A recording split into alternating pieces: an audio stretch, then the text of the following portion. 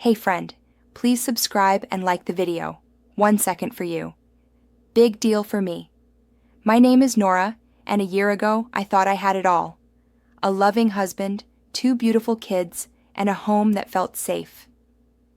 But life has a cruel way of showing you how fragile happiness can be. That morning started like any other. The smell of fresh coffee, the soft sound of cartoons from the living room, and the quiet hum of a dishwasher. I was folding laundry when Alex, my husband of 15 years, walked in with a look I had never seen before. Calm, distant, cold. "We need to talk," he said. "About what?" I smiled, trying to sound light. "About us. I've met someone else." It took me a moment to understand. He said it like he was reading a line from a book, like it had nothing to do with me, or the life we'd built together. By the end of that day, I was standing in the hallway, holding a small suitcase and an old framed photo of our children.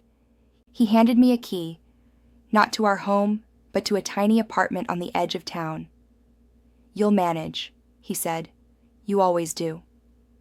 The court hearings were quick. Every asset, the house, the car, even the savings, were in his family's name. His lawyer called it a clean arrangement. I called it betrayal.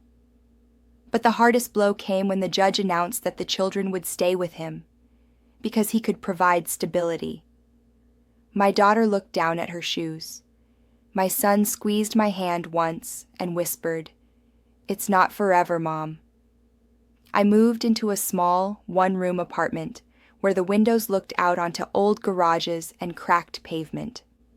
That first night, I sat on the kitchen floor, listening to the hum of the refrigerator, and realized I had no job, no family nearby, and no one to call. Still, deep inside, there was a spark.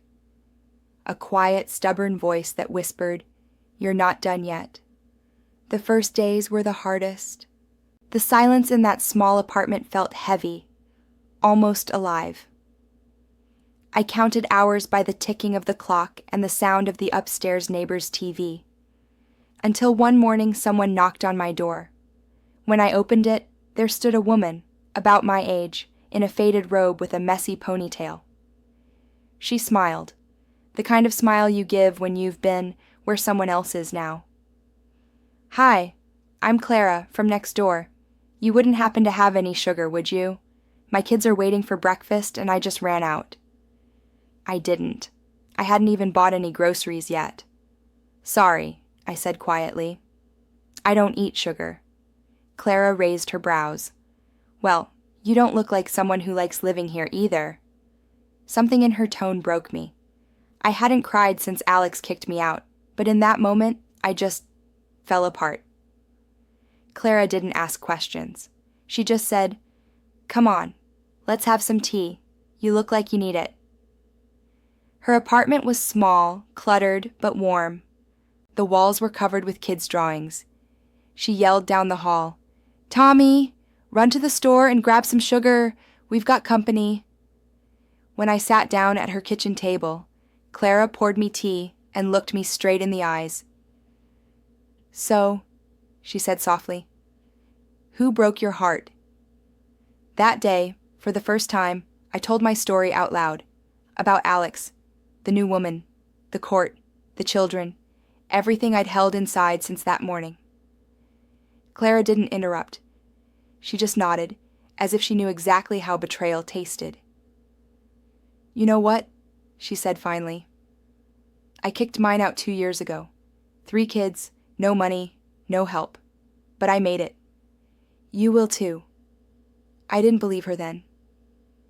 But when I left her apartment that night, for the first time in weeks, I felt something new. Not hope, not yet. Just the faint idea that maybe, just maybe, I wasn't done living. Sometimes healing doesn't start with hope. It starts with necessity. I had $40 left in my bank account. Rent was due in a week. Clara knocked on my door again one morning and said, "You're coming with me." I didn't ask where. I just followed, down 2 blocks, past a bakery, and into a small hair salon. "We need someone to answer phones," Clara told the owner. "And she's perfect." That's how I got my first job in 15 years. An assistant at a local beauty salon. At first it was humiliating. Wiping mirrors, sweeping hair, smiling at customers who looked past me. But after a while, I realized something. No one there cared who I used to be. To them, I wasn't Alex's ex-wife. I was just Nora. The salon was always alive. The scent of shampoo, the hum of dryers, the laughter of women sharing their own heartbreaks. It became my therapy. I started to smile again. Clara would drop by after her shifts, and we'd drink tea in paper cups, laughing about customers, kids, life. "You're different now," she said one evening. "You've got that spark again." She was right.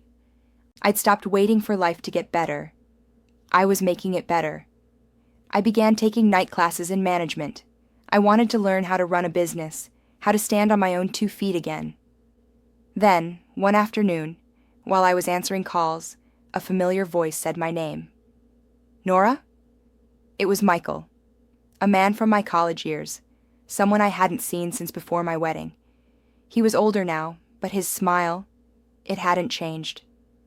"I almost didn't recognize you," he said. "You look stronger." And for the first time in years, I believed it. They say a mother's love is endless. But what they don't say is how much pain comes with it. Months had passed. My life was finally taking shape. Small, fragile, but mine. Then one rainy afternoon, the doorbell rang. When I opened the door, my heart nearly stopped. It was Ethan, my son. He was standing there, soaked to the bone, with a small backpack in his hands. "Mom," he whispered, "can I stay here tonight?" I pulled him inside before I could even think. He looked thinner, older, like he'd grown up too fast. "Does your father know you're here?" "No," he said quickly. "Please don't call him." We sat down at the table, and between bites of warm soup, the truth spilled out. "Dad says you didn't want us, that you left because you were tired of being a mom." My chest tightened. I wanted to scream, to tell him everything, about the court, the lies, the way his father twisted the truth. But instead, I just said, "That's not true, honey. I never stopped wanting you, not for 1 second." He looked at me, studying my face as if trying to read the years of silence. Then he whispered, "I believe you." That night he fell asleep on the couch. I sat beside him, brushing the hair from his forehead, wondering how a man could poison a child's heart like that. The next morning, I called a lawyer. I was terrified. I had no money, no influence, no power. But I had one thing Alex didn't: truth. "I want my son back," I told the lawyer. "He wants to live with me." The legal battle that followed was brutal. Alex hired expensive attorneys, tried to paint me as unstable, irresponsible, emotional. He even claimed my job at the salon was unfit for a mother. But this time, I didn't break. I showed up at every hearing, with documents, witnesses. Even my boss came to testify. And when Ethan spoke in court, his small voice trembled, but he didn't hesitate. "I want to live with my mom," he said. "She listens to me. She cares. Dad's always angry. He doesn't even look at me." The judge looked at Alex, then at me. For the first time, I saw fear in his eyes, the kind of fear that comes when you realize you can't control everything anymore. When the gavel came down, and the judge said Ethan could live with me, I cried so hard I could barely breathe. Not from sadness, but from something I hadn't felt in years: freedom. Healing doesn't happen overnight. It's built. One quiet morning, one hard choice, one act of courage at a time. Ethan had been living with me for 6 months. The house finally sounded like home again. Laughter, footsteps, the clatter of breakfast dishes. No more silence, no more emptiness. I still worked long hours at the salon, but now, every evening, Ethan waited for me with his school books spread across the table. He'd tell me about his day, his grades, his soccer team, his new friends. It was everything I'd missed for years. Then one evening, as I was closing up the salon, a familiar voice called from the doorway. "Still working as hard as ever, huh?" It was Michael. He'd been in town for a conference. He looked different, confident, calm, but his eyes were the same. We talked for hours that night. About life, about failure, about second chances. "You know," he said quietly, "sometimes life falls apart just to rebuild you better." Those words stayed with me. Weeks turned into months, and Michael began visiting more often. He'd help Ethan with homework, fix things around the house, and most importantly, he never tried to replace anyone. He was just there, steady, kind, real.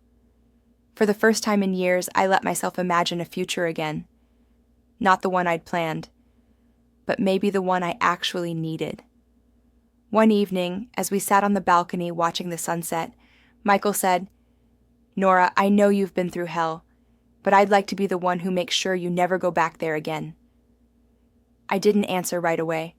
I just smiled, a quiet, peaceful smile, because for once, there was no rush, no chaos, no fear, just me, my son, and the life we were building, not perfect, but finally ours. Life had taken everything from me once, but it also gave me something in return, the strength to start over,